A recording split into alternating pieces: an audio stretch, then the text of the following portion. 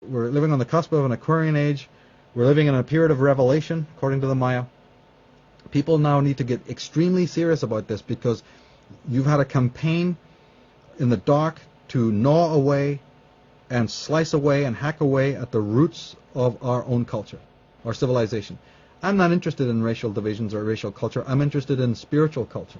The only civilization that mattered, the only civilization that ever matters, is the one of cultural human beings. People who are dedicated to progress, dedicated to spiritual development, dedicated to humanity.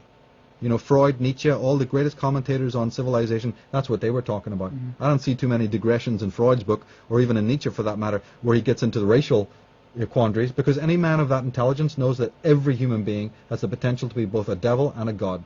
A man of Nietzsche's caliber, a man of Freud's caliber, wouldn't waste 5 seconds, right, on the question of whether, you know, one race is more superior than another. This is the slop. This is the pig food that they throw out for those who have not the intelligence, you see, to understand what really gave a man levels of distinction. So life happens to be an act of deconstruction. True evolution, true discovery is you unraveling yourself like a kind of a Houdini from the webs of lies that have been put around you in your mind. When a man climbs a mountain, a very strange thing happens. As he climbs, it gets harder. Now, say you've never climbed a mountain before and you don't know anything about it. As you start climbing this mountain, and given that you have a pack on your back, which is called life, as you start to climb, you start to discover it's getting harder and harder as the further you go up. It's getting harder, steeper, so it's always harder on your body. And it's also, the air is getting thinner, so it's even harder on your lungs. So it gets more difficult. Plus it's getting colder, and it might even be getting darker. And it's getting lonelier. So as you climb and climb and climb, but one thing the gods are showing you, your vision of the landscape is getting broader. Even though the task is harder, your vision of the panoply that's laid out in front of you, ergo the landscape, the view is much better the higher you go. So something, now remember, there's two types of people.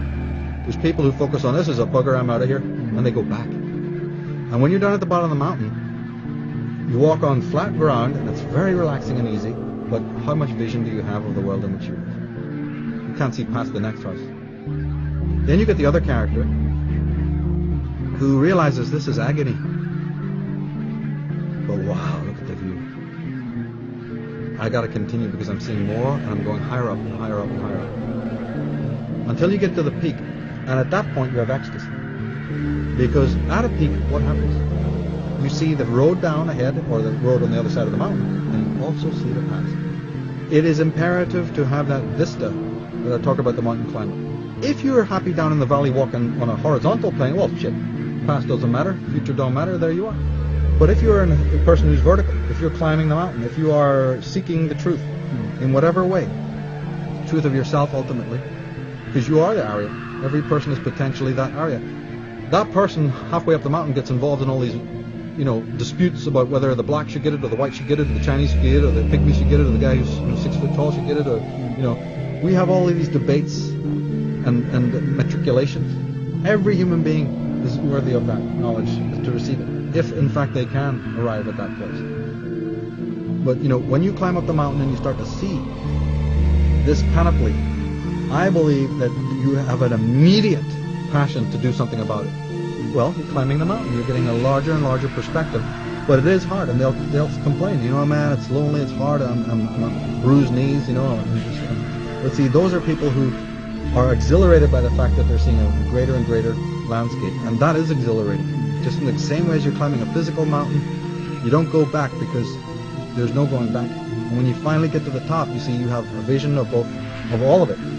You know, yeah, your territory is pretty small what you're standing on, but look at what you see. You have a rare and unique vision of the whole of life and the whole of the meaning of life.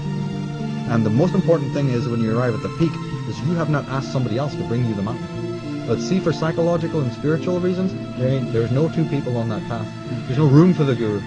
You are the pharaoh, you are the priest, you are the sorcerer, you are the magician, you are the shaman, you are the teacher. You're the one who has to walk that path. I'm not a person who is an academic. I am not a person who is, writing books on dry history. I'm writing manuals for war.